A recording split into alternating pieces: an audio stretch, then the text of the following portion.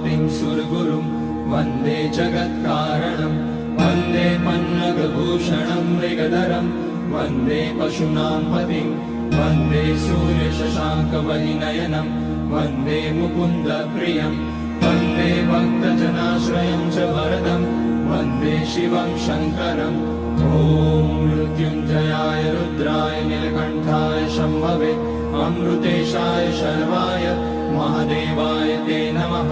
नमस्तेऽस्तु भगवन् विश्वेश्वराय महादेवाय त्र्यम्बकाय त्रिपुरान्तकाय त्रिकाग्निकालाय कालाग्निरुद्राय नीलकण्ठाय मृत्युञ्जयाय सर्वेश्वराय सदाशिवाय श्रीमान् महादेवाय नमः।